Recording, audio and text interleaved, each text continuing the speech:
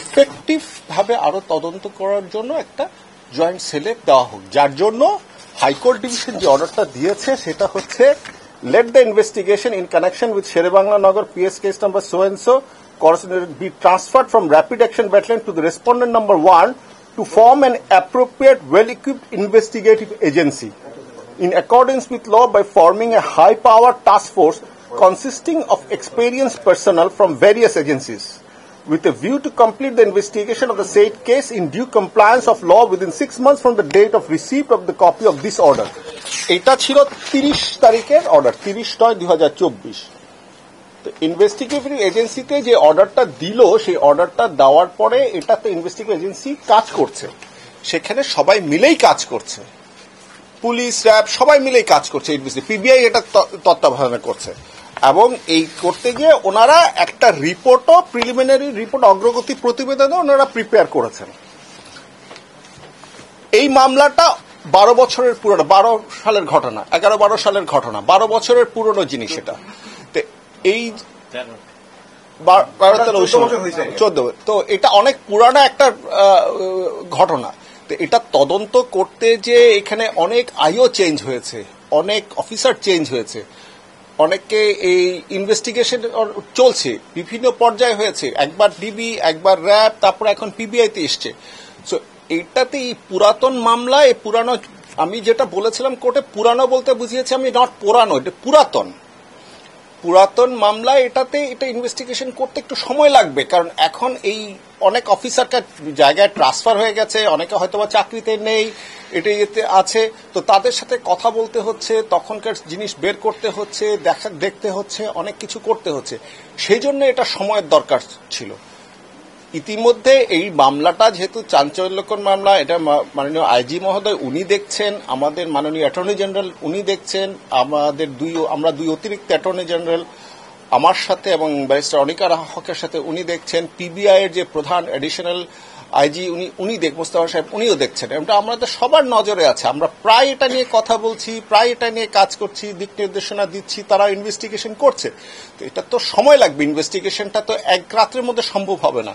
এক রাতের মধ্যে তো দেশবাসীও প্রত্যাশা করে না, কিন্তু অতীত সময়ে যে জিনিসটা হয়েছে, দেখেন 5 আগস্টের আগে কি ঘটেছে সেটা আমার কাছে জিজ্ঞেস করে কোনো লাভ নেই। I am not privy to that. সেটা কেন হয়েছে, কি হয়েছে, এটা আপনারাও ভালো জানেন, আমরাও সবাই ভালো জানি। সেটা এখন পরিস্থিতি, প্রেক্ষাপট, সেটা আপনারাও জানেন। 5 আগস্টের পরে আমরা একটা স্টেপ নিয়েছি, এটা 6 মাসের কোর্ট টাইম দিয়েছে। 6 মাসটা এই 6 এপ্রিল 2024 এটা শেষ হয়েছে। সেজন্য আমরা রিপোর্টটা ফাইনাল করতে পারিনি, দিতে পারিনি। এখানে আরো কতগুলো দিক নির্দেশনা দেওয়া হয়েছে, তারা সেই অ্যাঙ্গেল থেকেও দেখছে। সেই জন্য আমাদের সময় দরকার, ইনভেস্টিগেশন এজেন্সির সেই জন্য সময় দরকার। সেই জন্যই এই সময়টা আমরা চেয়েছি কোর্টের কাছে। আর 9 মাস আমি চেয়েছিলাম, কোর্ট আমাদেরকে 6 মাস দিয়েছে। কারণ 9 মাস চাওয়া হচ্ছে বারবার কোর্টের কাছে যে সময় আবদার করা, এটা দেখতে ভালো দেখায় না। যে আমরা চেষ্টা করছি যত তাড়াতাড়ি সম্ভব, এটা পুলিশ ইনভেস্টিগেশন এজেন্সি চেষ্টা করছে যে যত তাড়াতাড়ি সম্ভব এটাকে রিপোর্টটা দেওয়ার জন্য, এই ফাইলটা ক্লোজ করার জন্য। যে অগ্রগতি প্রতিবেদনটা এসছে, এটা থেকে আপনি স্যাটিসফাই? মানে অগ্রগতি যে হয়েছে কাজ করছে, যেহেতু এখনো পুরো টোটাল জিনিসটা আপনার একটা শেপে আসেনি বা টোটাল জিনিসটা শেষ হয়নি, কাজ চলছে, কাজে আমি স্যাটিসফাইড যে কাজ চলছে। কিন্তু এটা শেষ হওয়ার আগ পর্যন্ত স্যাটিসফাইড কি স্যাটিসফাইড না, একটা কনক্লুশনে আসার আগ পর্যন্ত সেটা আমাদের জন্য ডিফিকাল্ট এই কমেন্টটা করা। আপনি ডিবি অফিসের একটা কথা বলছিলেন কোর্টে, কি বলতে চেয়েছিলেন? ডিবি অফিসে যেটা হচ্ছে যে ডিবি অফিস আগে এক পর্যায়ে তদন্ত করেছে, এটা ডিবি অফিসের পরে এটা হয়েছে আপনার র্যাব তদন্ত করেছে। তো ডিবি অফিসের অফিসারদের সাথেও তো তখনকার তদন্তকারী কর্মকর্তাদের সাথেও কথা বলতে হবে, রেকর্ড দেখতে হবে, সেখানকার এভিডেন্সগুলো দেখতে হবে। সেটাই আমি বলছিলাম যে ডিবি অফিসে, কারণ এখন তো অনেক অফিসার চেঞ্জ হয়ে গেছে, অনেক অফিসার চাকরিতে নেই, হয়তো বা অন্য জায়গায় পোস্টিং হয়ে গেছে, তাদের সাথে ডেকে কথা বলতে হচ্ছে, তাদের সাথে বসতে হচ্ছে, তারা কি পেয়েছিল, কোন প্রেক্ষাপটে, কোন ইয়েতে পেয়েছে, সেগুলো দেখতে হচ্ছে। সেই নথিগুলো কি হারিয়েছেন?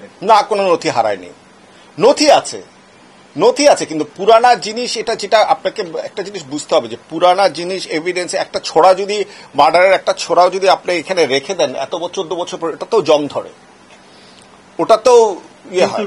যখন ডিপার্টমেন্ট সুইচ হচ্ছে তারা কি সেগুলো বুঝে নিচ্ছে না? সেটা আপনারা ইনভেস্টিগেশন এজেন্সির কাছে আপনারা জিজ্ঞেস করবেন। রেকর্ড বুঝে নিচ্ছে, কিন্তু আলামত সেটা তো সাধারণত আইওর কাছে থাকে বা কোর্টে থাকে, সেটা একটা ইনভেস্টিগেশন এজেন্সি এটা ভালো উত্তর দিতে পারবে যে এটা বুঝে নেবে। তবে আমার মনে হয় অবশ্যই তারা বুঝে নিচ্ছে। অবশ্যই, কারণ সে তো আলামত দেখে তদন্তটা করবে, এটা আলামত আসছে কাজ চলছে, একটু আমি বলতে পারি খুব ভালোই কাজ চলছে এখানে। স্যার আপনি বলছেন যে পুরনো যে আপনি কোর্টে একটা কথা বলেছিলেন, আমার মেমোরি যদি লুজ না হয়, যেসব রেকর্ড ছিল সেগুলো পুড়েছে, আমি শুনেছি যেটা আমি পুড়েছে সেটা বলিনি আপনাকে, আমি যেটা বলেছি পুড়েছে সেই কথাটা আমি কখনো পুড়লে তাহলে ইনভেস্টিগেশনে গায়েব হয়েছে, মানে এটাই না ডিবি অফিসার গায়েবের প্রশ্ন, গায়েব শব্দটা আমি ব্যবহার করিনি।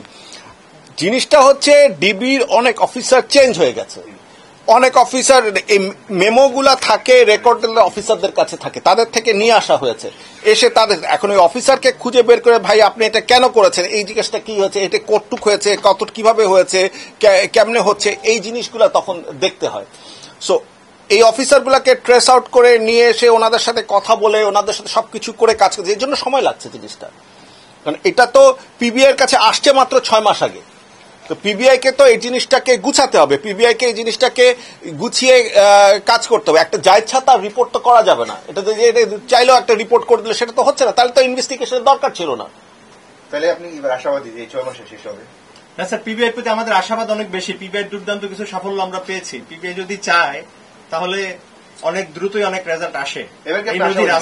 এবার আপনি আশাবাদী কিনা এই 6 মাসে? দেখেন পিবিআই এটা আপনি ইনভেস্টিগেশন এজেন্সিকে প্রশ্নটা সরাসরি করবেন যে ওনাদের কদর, তারা আসছে আমাদের কাছে যখনই আমরা দেখছি বা তারা নিজেরাও দেখছে যে এখান থেকে আরো কিছু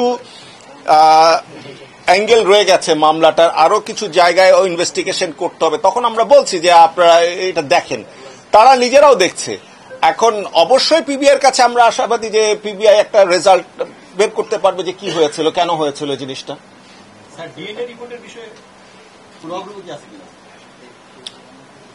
আমি এই স্পেসিফিক প্রশ্নের কোনো উত্তর দিব না ইনভেস্টিগেশন পর্যায়ে।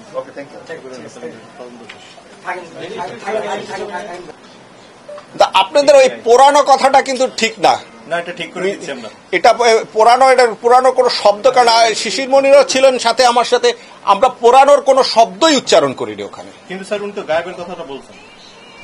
কে? শিশির মনির, যে বেশ কিছু নথি গায়েব হয়েছে। শিশির মনির গায়েবের কোনো কথা বলেছে বলে আমার কাছে আমি শুনিনি। ইন ফ্রন্ট অফ মিডিয়া সেটা ওখানে কি বলেছেন সেটা উনি জানেন, কিন্তু কোর্টে উনি গায়েবের শব্দটা উচ্চারণ করেননি। আমি জানিও না যে কোন নথি গায়েব হয়েছে। তবে কোনো নথি পুরেনি গায়েব হয়নি? না, প্রতি পুরে না গায়েব হয়নি, কাজ করছে তো। তাহলে যদি পুরতো তাহলে আপনার সামনে তো দেখেন এই যে রিপোর্টটা একটা অগ্রগতি প্রতিবেদন এসছে, সেটা কিভাবে আসলো? কাজ তো করছে এজেন্সি, প্রত্যেক দিনই কাজ করছে, এটা টপ প্রায়োরিটি দিয়ে কাজ চলছে ওনাদের। তার মানে সব নথি অক্ষত আছে একেবারে শুরু থেকে 2012 সালের 11 এপ্রিলের ঘটনার পর থেকে যা যা ছিল সব আছে, কিন্তু এতদিন পর্যন্ত মিনিমাম কোন তদন্ত রিপোর্টের অগ্রগতি কিছুই পাওয়া যায়নি।